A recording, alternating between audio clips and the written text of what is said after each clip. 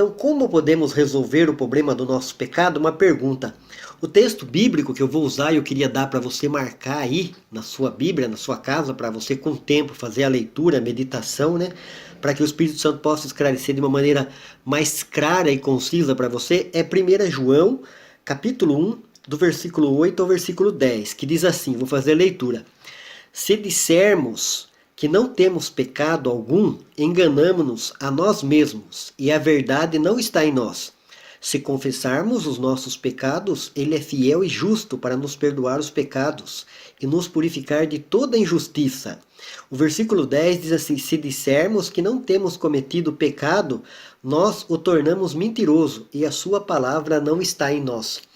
Então tem que ser esclarecido um ponto aqui, porque as pessoas acham, principalmente as pessoas que estão em contexto religioso, né, evangélico, católico, que servem a Deus no meio religioso, no meio evangélico.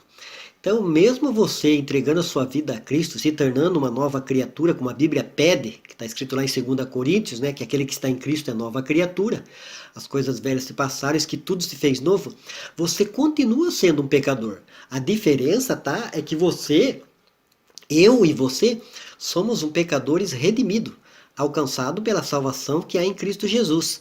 Porque senão, a partir do momento que você entrega a sua vida a Cristo, você se torna uma nova criatura, você não era para cometer mais pecado. E a gente vê que a gente comete todo tipo de pecado se a gente não vigiar. Não está buscando a vontade de Deus, não tá sendo dirigido pelo Espírito Santo fatalmente. Por que as pessoas se desviam, se afastam, entristecem a Deus? Então nós somos pecadores redimidos. Guarde isso no seu coração, na sua vida cristã. Então você continua pecador, sim. Eu não estou apontando o dedo, mas é uma realidade. Então nós precisamos entender essa colocação, né? Eu estou falando sobre pecado, como podemos resolver o problema do nosso pecado, do meu. Eu não tenho que resolver o do meu tio, do meu avô, da minha mãe, do meu pai, da minha sogra, da minha mulher, do meu esposo. Não, é o meu pecado, é o meu, é eu pessoa, eu tomo todo tipo de atitude, faço todo tipo de escolha, e toda escolha tem a sua consequência, e praticar o pecado, a Bíblia fala que o salário do pecado é a morte, mas o dom gratuito de Deus é a vida eterna. Então o salário do pecado é a morte física e a morte eterna. Então esse texto de 1 João, capítulo 1, versículo 8, ele é bem claro, ele nos explica, né, a respeito disso, que a gente continua pecador, né? A minha palavra está sendo para cristão e não cristão, a respeito da confissão dos nossos pecados. 1 João, capítulo 1, versículo 8 ao 10, que diz assim, se dissermos que não temos pecado algum, enganamo-nos a nós mesmos, e a verdade não está em nós. Se confessarmos os nossos pecados, ele é fiel e justo para nos perdoar os pecados e nos purificar de toda injustiça. Agora, para você, seu legalista, seu santarrão, você que gosta de acusar as pessoas, se sentir melhor, né? Com o seu orgulho religioso, está acima da patoleia, né? Está no status quo de crente aí. O versículo 10 de 1 João capítulo 1 diz assim, se dissermos que não temos cometido pecado, nos tornamos mentiroso e a sua palavra não está em nós. Ou seja, fazemos de Deus mentiroso.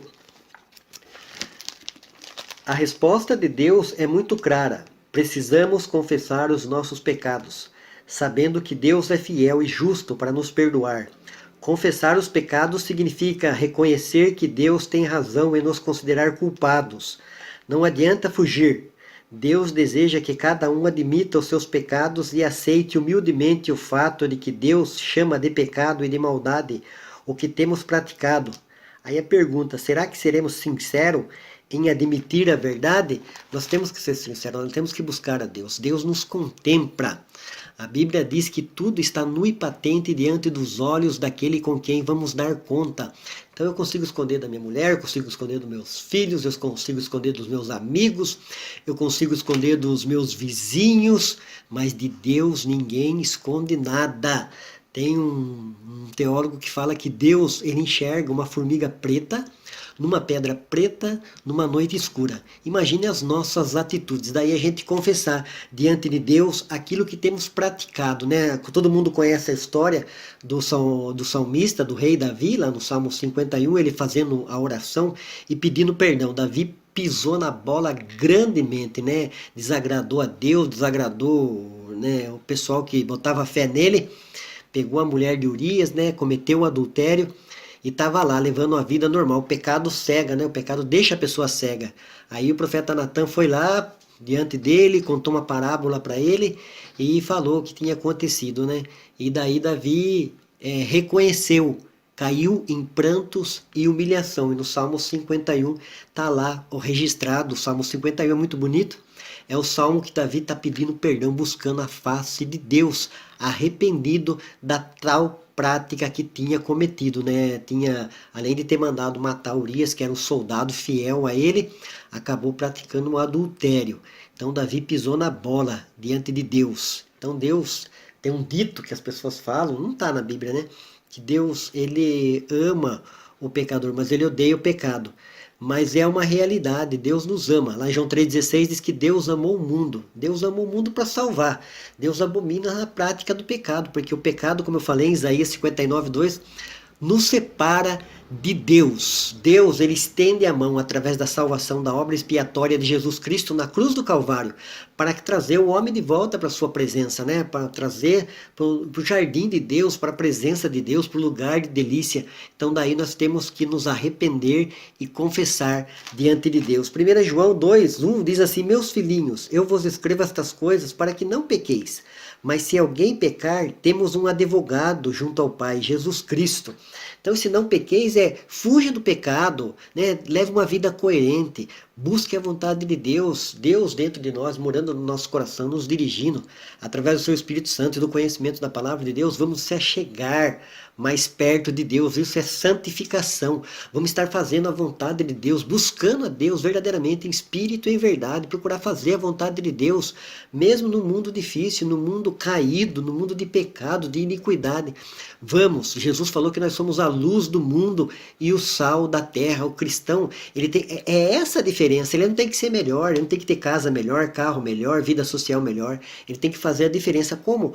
Tendo uma vida coerente, consistente, sendo íntegro, tendo uma índole pautada dentro da palavra de Deus. Como eu falei aqui no começo, nós somos pecadores ainda.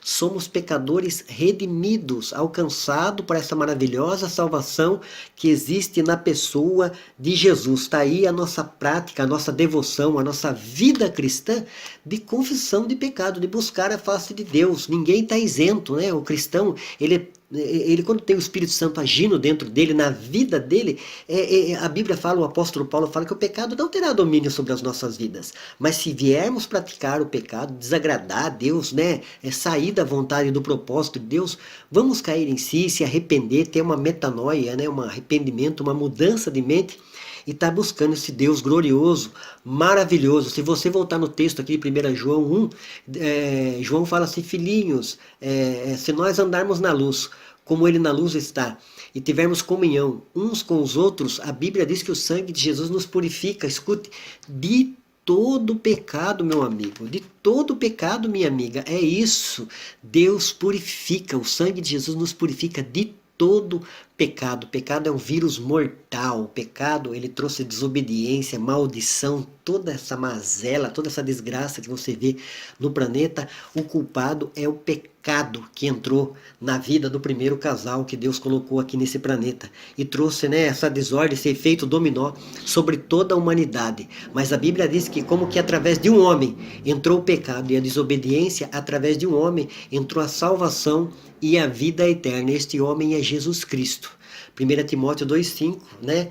Fala que nós há um só Deus e um só mediador entre Deus e os homens. Esse mediador que media a nossa causa, a nossa vida e o nosso pecado se chama Jesus Cristo, e é esse advogado aqui. 1 João capítulo 2 diz no seu versículo 1: meus filhinhos, não vos escrevo estas coisas para que não pequeis, né? Mas se alguém pecar, temos um advogado junto ao Pai, Jesus Cristo justo. Você sabe que advogado é aquele que advoga a nossa causa.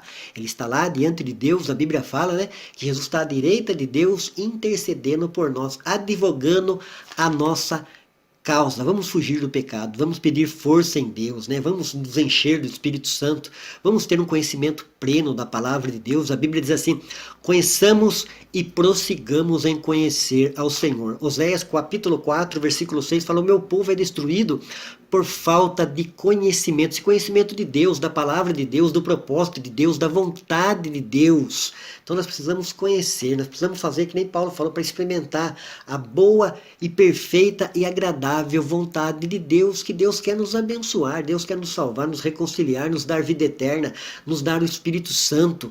Tantas promessas dentro da palavra de Deus.